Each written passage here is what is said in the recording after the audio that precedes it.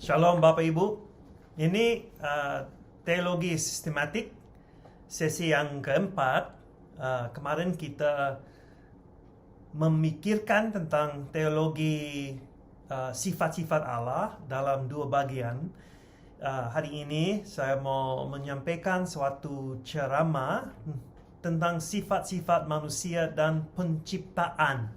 Sumber untuk sesi ini berasal dari Old Testament Theology, ditulis oleh Robin Rutledge, dan Systematic Theology, Wayne Grudem. Ini dasar teologi sistematik yang saya punya.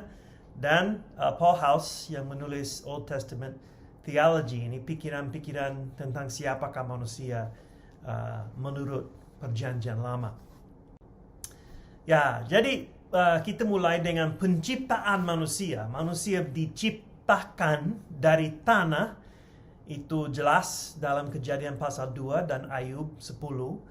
Ada kesatuan dengan ciptaan lain, tetapi juga dipisahkan dari ciptaan karena mereka diciptakan, maksud saya manusia diciptakan menurut gambar Allah. Nah, apa artinya itu? Gambar dan rupa Allah berarti manusia memiliki sifat-sifat rohani sama seperti Allah, kepribadian, keintelektan, kehendak bebas, dan seterusnya. Tetapi daftar-daftar ini subjektif saja dan kurang pas. Dan juga bisa dikatakan pasti manusia tidak diciptakan sesama dengan Allah dengan sempurna. Pasti dia diciptakan dengan hal-hal dengan tubuh fisik, itu beda dari Allah.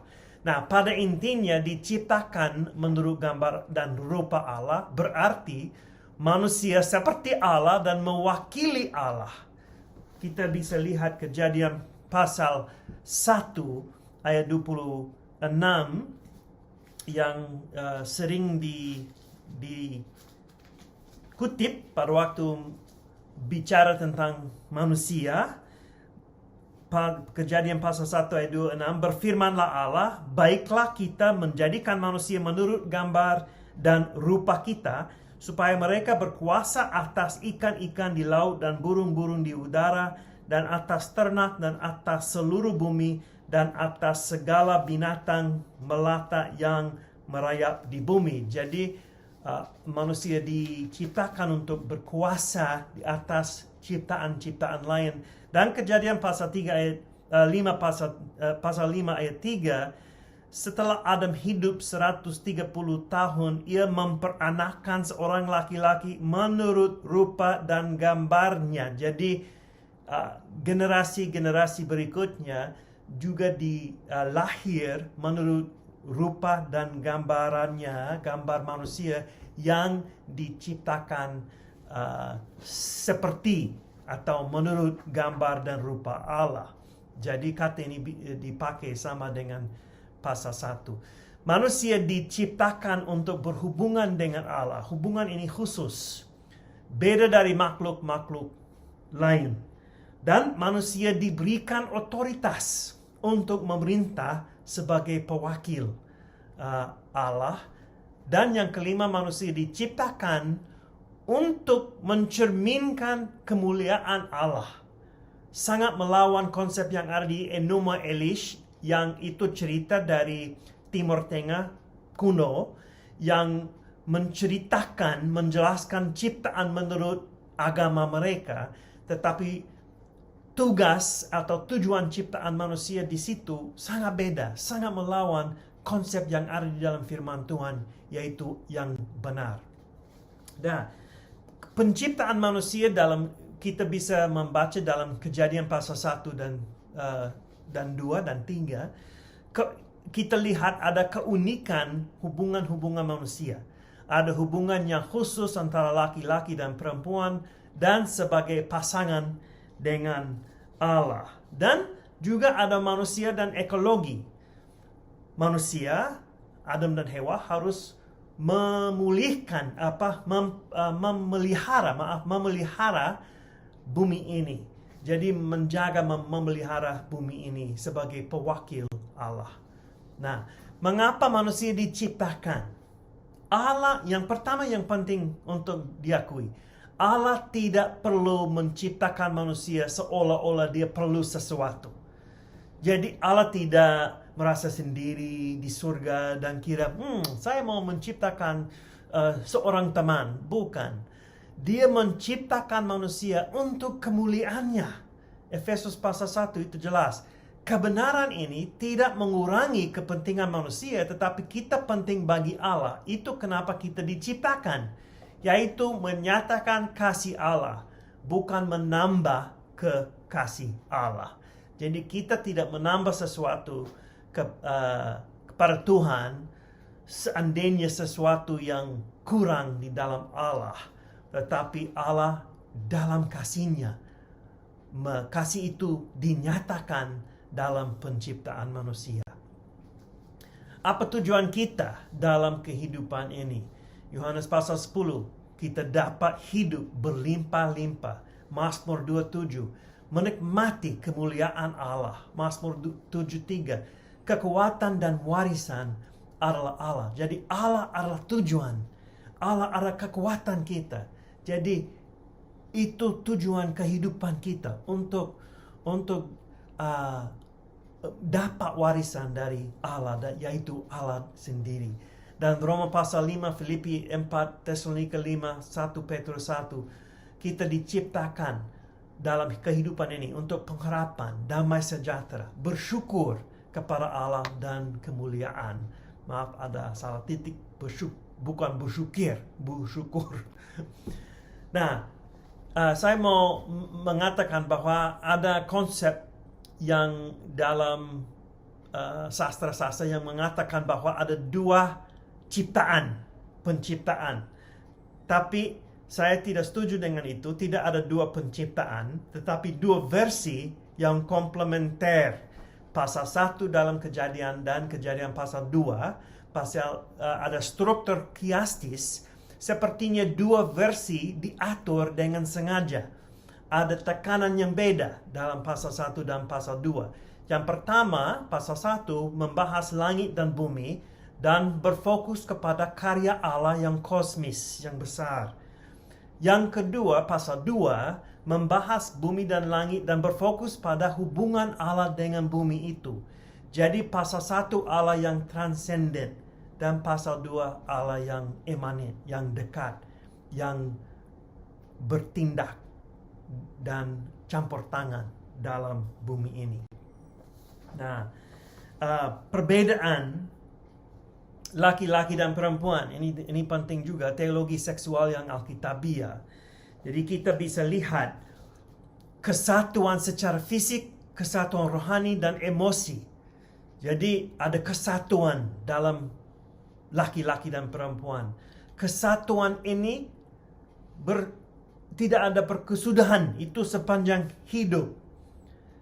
Maliaki pasal 2, Roma pasal 7 menjelaskan tidak boleh bercerai karena kesatuan itu tetap ada. Dan hubungan seksual di luar konteks hubungan pernikahan bikin kacau dengan rencana Tuhan untuk suami istri. Itu kenapa itu menjadi dosa yang serius, karena memecahkan atau memisahkan hubungan suami istri yang adalah tujuan Tuhan untuk pasangan itu, untuk kehidupan seumur hidup orang itu.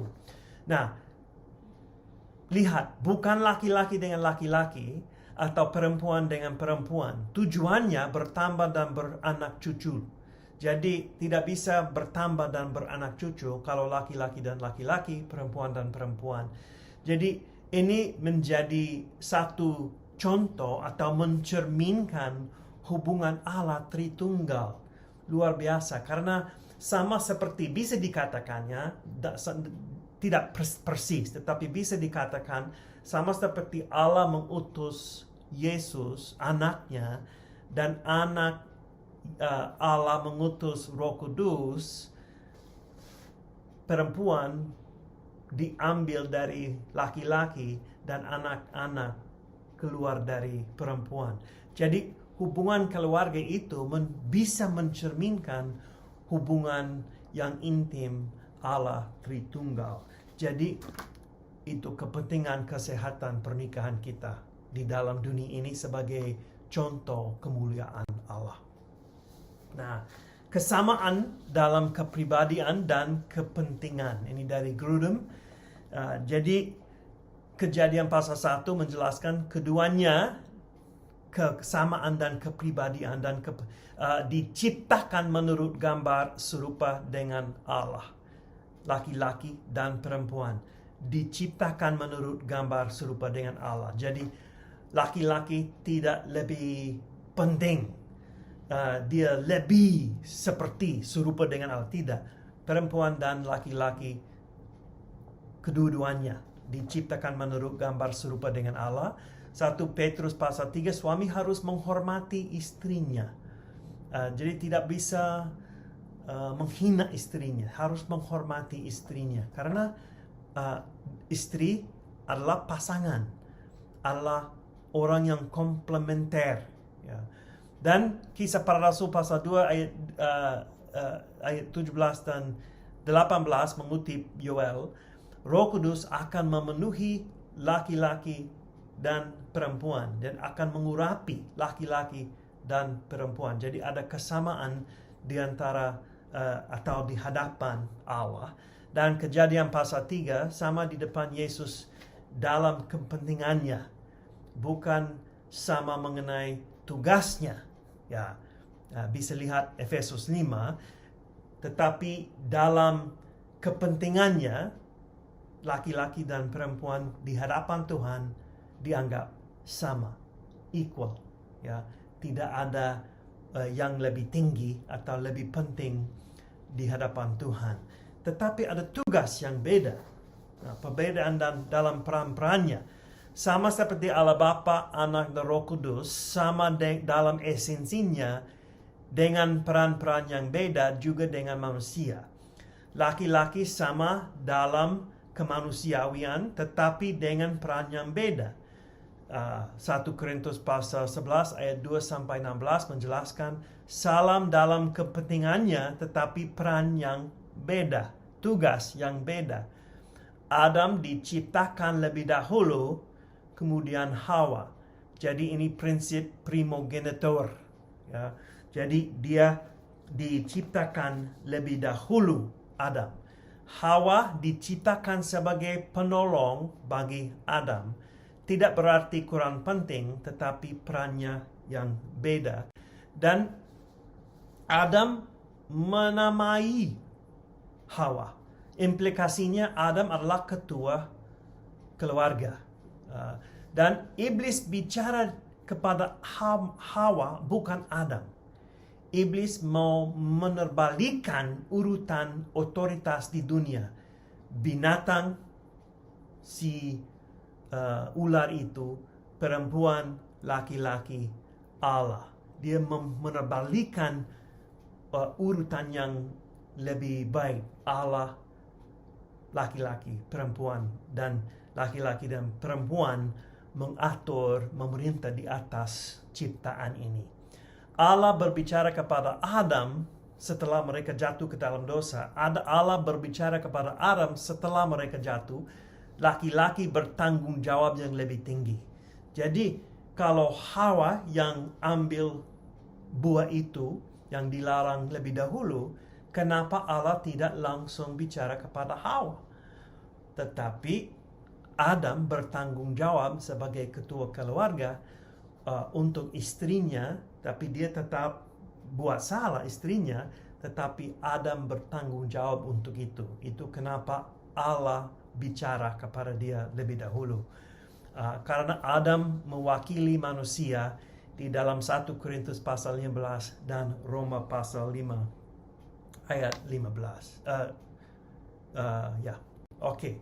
Nah, di Efesus pasal 5 ayat 21 sampai 33 kita lihat tugas-tugas Adam dan Hawa atau laki-laki dan perempuan, suami istri. Itu menarik dalam pasal 5 ayat 21.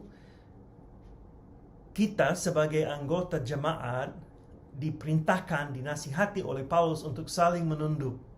Kita lihat dalam bahasa Yunaninya saling menunduk. Jadi saling menunduk antara suami istri, antara orang tua dan anak, antara majikan dan hamba.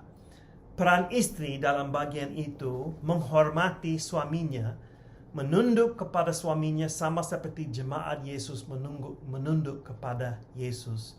Dan peran suami mengasihi istrinya sama seperti Yesus mengasihi jemaatnya. Dan ada banyak implikasi itu satu khotbah lain atau ceramah lain tentang keluarga dan yang sehat atau suami istri yang sehat. Tetapi lihat detail-detail yang ada di situ. Pada intinya ada tugas yang beda. Walaupun dalam esensinya sebagai laki-laki dan perempuan, kita semua bisa dianggap sama di hadapan Tuhan, walaupun ada tugas yang beda dalam keluarga. Oke. Nah, kepribadian manusia, esensinya manusia. Siapa itu manusia? Ada beberapa kata Ibrani yang dipakai, yang saya mau jelaskan. Nanti Bapak Ibu bisa membaca teks-teks yang ada. Ini teks-teks ini, kata ini yang bisa ditemukan di dalam teks-teks ini. Nah, ini konsep ini diambil dari Paul House dan Robin Rutledge. Jadi yang pertama itu nefesh, jiwa atau orang pribadi. Kehidupan batin, ini inner life, ya, pusat keperluan yang dalam dan perasaan keinginan berkaitan dengan hubungan dengan Allah, rindu Allah dan keselamatan. Jadi nefesh itu yang rindu Allah. Dan dalam perjanjian lama, nefesh atau jiwa tidak bisa dipisahkan dari tubuh kecuali masih ada nefesh setelah kematian. Bukan sesuatu yang dimiliki manusia. Manusia adalah nefesh. Jadi ini penting. Bukan sesuatu yang dimiliki. Kita tidak memiliki nefesh. Kita adalah nefesh. Ini esensi manusia. Kejadian pasal 2 ayat 7. Itu menjadi makhluk yang hidup. Nefesh. Terus ruah. Ruah berarti roh atau angin. Bisa mengacu kepada nafas yang menghidupkan binatang dan manusia, juga mengacu kepada perasaan, ratapan. Pada waktu Ratu Sheba melihat istana Salomo, dia kagum, harfiah, tidak lagi ada ruah di dalam dia. Seperti itu. Jadi tidak bisa bernafas. Jadi dorongan ini di dalam seseorang untuk mengatur tindakan. Oke, dorongan di dalam seseorang untuk mengatur tindakan, itu ruah. Terus ada lev. Lev itu hati. Bukan jantung tetapi hati. Pusat kehendak, bukan pusat emosi. Jadi lev dalam perjanjian lama, hati adalah pusat kehendak. Jadi berkaitan dengan keputusan. Kalau hati tertarik, keputusan bisa dibuat. Hati yang berhikmat mencari pengetahuan. Amsal 15. Juga berkaitan dengan respons seseorang terhadap Allah. Hati ini harus dipulihkan. Karena hati dihancurkan oleh dosa. Pada waktu dosa masuk. Dan basar. Daging. Basar bisa mengacu kepada daging korban atau daging manusia, yaitu tubuh. Suami dan istri menjadi satu basar, satu daging. Di dalam perjanjian lama, basar tidak digambarkan sebagai sesuatu yang jahat. Ini teologi gnostisisme, ya, yang zat materi ini jahat. Tapi di dalam perjanjian lama, basar tidak digambarkan sebagai sesuatu yang jahat, tetapi sesuatu yang lemah dan tidak kekal, khususnya dibandingkan dengan Allah. Nah, jadi basar tambah ruah berarti nefesh. Itu nefesh. Basar, daging, dan roh dan ruah.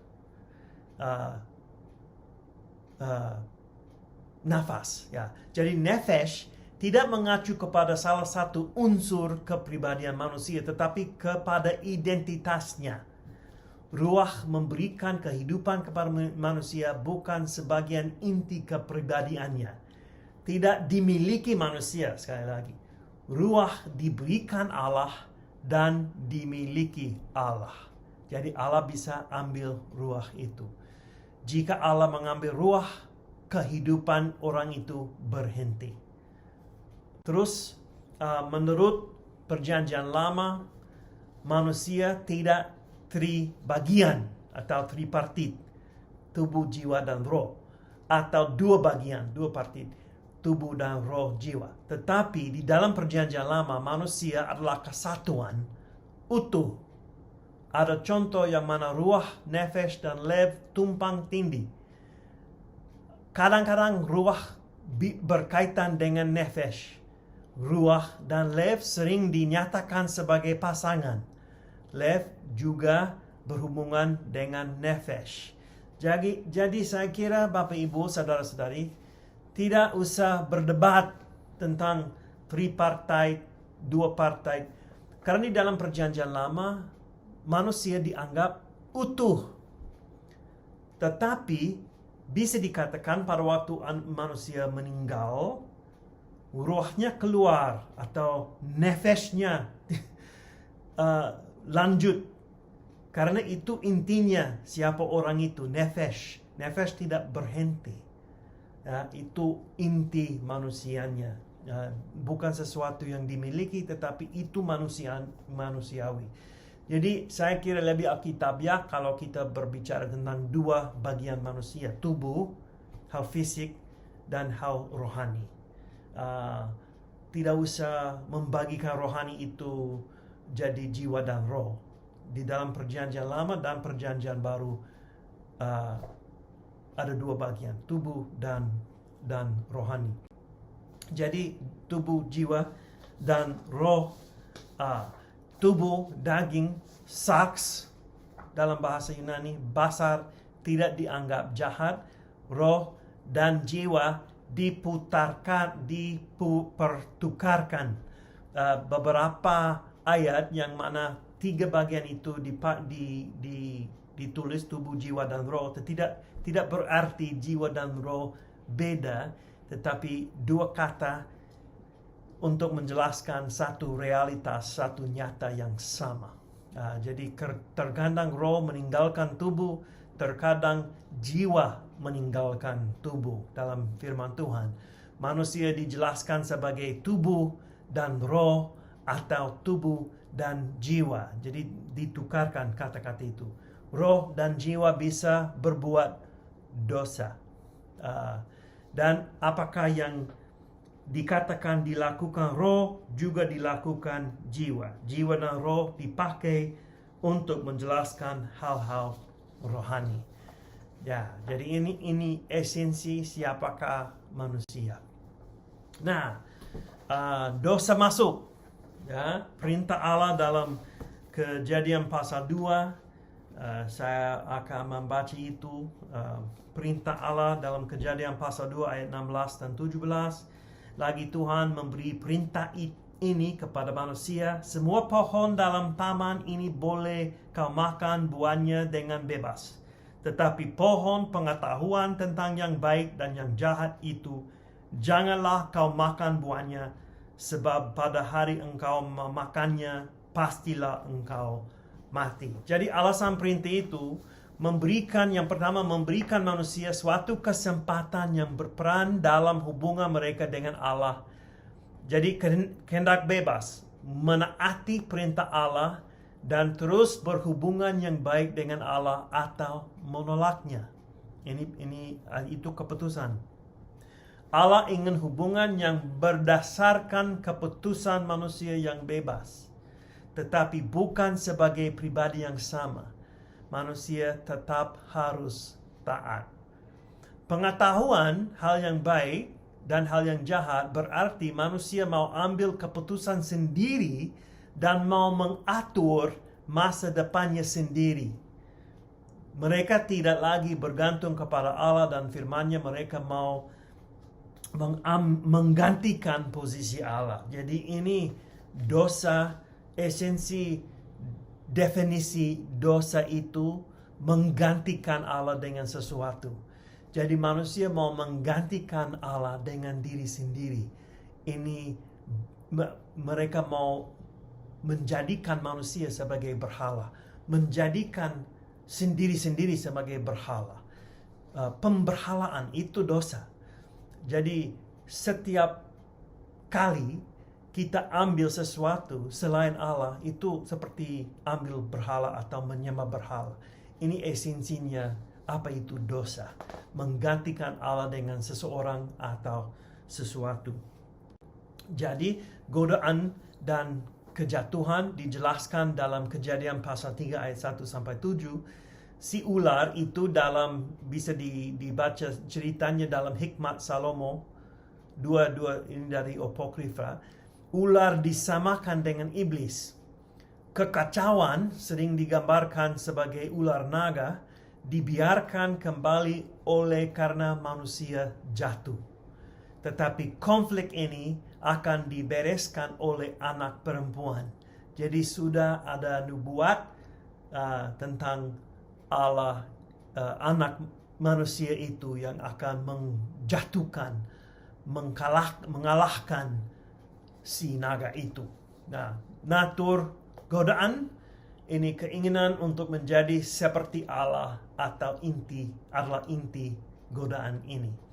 Jadi bisa lihat Filipi pasal 2 ayat 6 sampai 7, Yesus adalah contoh yang sangat berbeda. Walaupun Allah, dia tidak ambil posisinya. Dia dengan rela hati, dengan kasih menjadi hamba, menjadi manusia, yaitu hamba manusia. Jadi Yesus sangat beda dari apa yang dilakukan Adam dan Hawa. Nah, jadi oleh karena ada dosa, ada hukuman ilahi. Nah, dalam teks ini bermain dengan kata. Jadi kata untuk cerdik, untuk yang menjelaskan iblis itu, ular itu, dan telanjang hampir sama. Mereka mau menjadi cerdik, tetapi mereka hanya menyadari bahwa mereka telanjang, malu. Hukuman subjektif, mereka merasa malu. Hukuman objektif, hukuman yang nyata yang diberikan Allah itu kematian, konsekuensinya, dan dipisahkan dari Allah, hubungan dengan Allah tidak ada lagi. Jadi terpecah. Bisa lihat dalam Efesus pasal 2 ayat 1 sampai 3. Manusia mati secara rohani, dan ada kematian secara fisik nanti untuk Adam dan Hawa dan untuk setiap orang yang lahir di dunia ini. Tujuan Allah untuk manusia, perintah ini dirusak oleh dosa. Setelah kejatuhan dalam dosa, keadaan jadi lebih buruk oleh karena pembunuhan dan kejahatan umum. Alam semesta menguasai manusia, tidak terbalik. Jadi tujuan Allah, manusia menguasai, memerintah di atas penciptaan ini. Tetapi oleh karena dosa, alam semesta menguasai mereka. Ya, jadi terbalik. Kejatuhan manusia ada pengaruh besar. Hawa adalah ibu untuk semua manusia sama dengan dampak dosanya. Peneruan sampai ke Babel. Kejadian pasal 11 menjelaskan itu. Jadi manusia jatuh, pengaruh kejatuhan itu sampai generasi-generasi depan. Peluasan dosa, Kejadian pasal 4 sampai pasal 11 menjelaskan penurunan dosa yang cepat. Ada pembunuhan dalam pasal 4, Kain dan Habel, kesombongan oleh karena pembunuhan, ini anak generasi dari Kain, dan dosa semua manusia di saat Nuh, dan hubungan manusia dengan alam itu berbeda, jadi ada ketakutan. Binatang menjadi takut sama dengan manusia, jadi ini beda hubungan itu. Dan pemberontakan pasca air bah. Jadi hati manusia tetap kecenderungan untuk jatuh ke dalam dosa. Dosa diluaskan dan mempengaruhi semua generasi depan. Tetapi ada kasih karunia.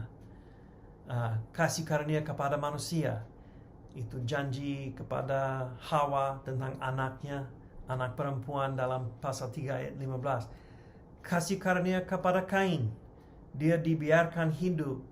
Kasih karunia kepada Nuh, keturunan Sem, panggilan Abram.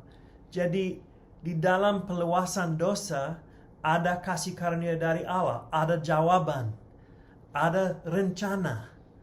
Jadi Allah walaupun dia tidak senang dengan dosa-dosa, dia tidak kaget. Sudah ada rencana dari awalnya, ya.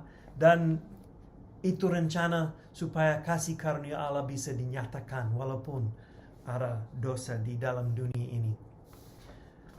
Dan teologi dosa yang dilanjutkan dalam perjanjian baru, apa yang terjadi dengan gambar serupa dengan Allah dalam manusia, dikacau balaukan tapi tidak hilang total. Jadi masih ada hikmat seterusnya, ya. Penebusan di dalam Kristus ini memulihkan rupa Allah. Kita menjadi ciptaan baru. Restorasi gambar serupa dengan Allah dalam manusia.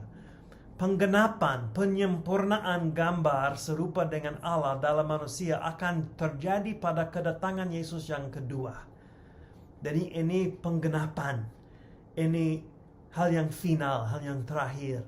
Yesus akan memberikan lagi situasi yang jauh lebih baik oleh karena kemenangan Yesus Kristus. Dan ada hukuman dosa yang jelas, dan dosa-dosa dalam orang percaya ada, tetapi Yesus adalah jawabannya untuk menebus manusia dari dosa-dosa itu. Jadi apakah penderitaan disebabkan oleh dosa?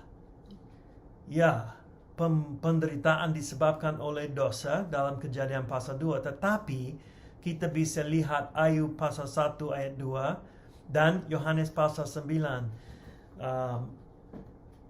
Murid Yesus bertanya, siapa berbuat dosa, orang buta ini atau orang tuanya?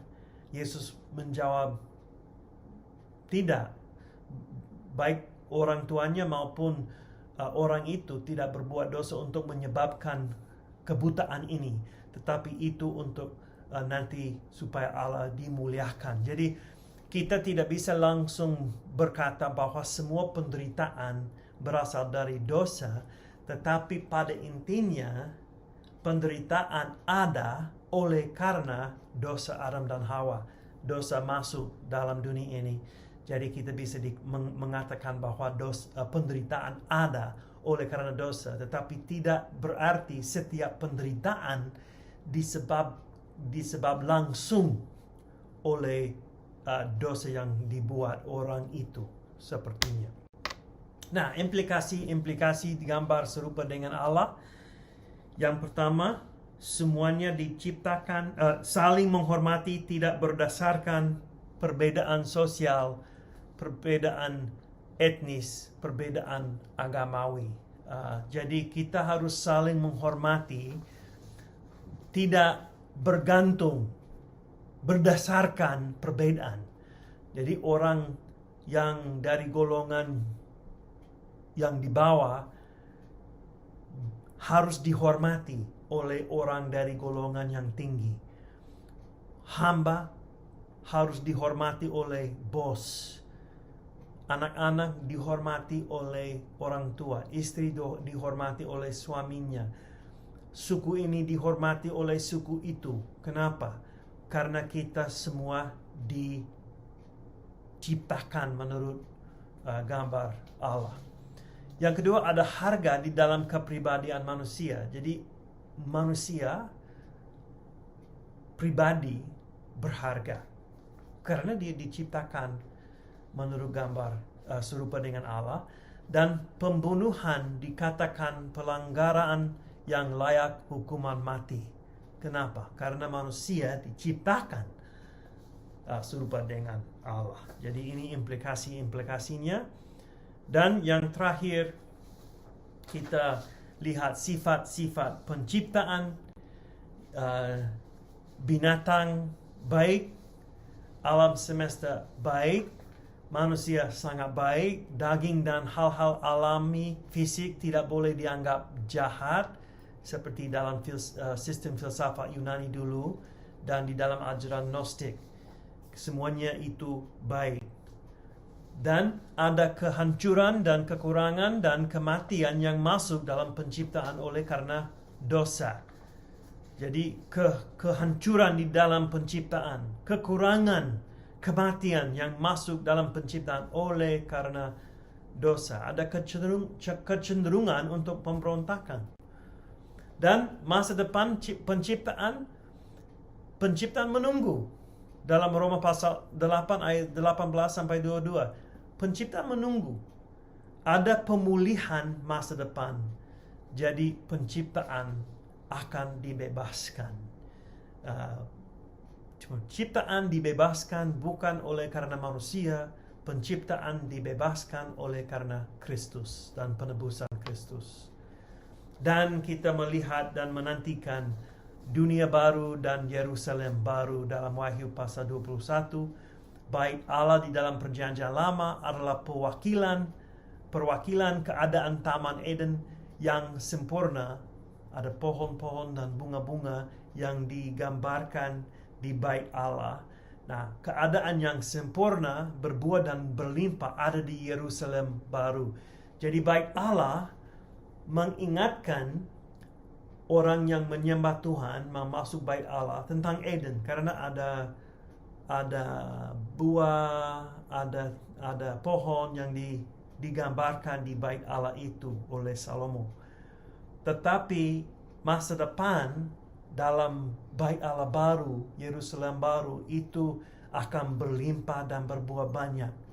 Allah akan berada dan diam bersama-sama orang percaya, sama seperti di Taman Eden, tetapi itu lebih dekat lagi, lebih intim lagi, lebih mulia lagi. Penderitaan, kesedihan, dampak dosa akan hilang pada waktu yang terakhir dengan Allah. Ini sedikit tentang siapakah manusia, teologi manusia dan dosa, dan kita ada harapan yang besar karena anak Allah menjadi manusia, menjadi daging, dan diam bersama-sama dengan kita untuk menjadi penebus. Kita akan membahas siapakah Yesus dan karya Yesus dalam sesi yang berikutnya. Tuhan memberkati. Bapa, kami serahkan sesi ini dalam tangan Tuhan dan tolong memakai sesi ini untuk kemuliaan Tuhan. Kami berdoa dalam nama Yesus Kristus. Amin. Shalom.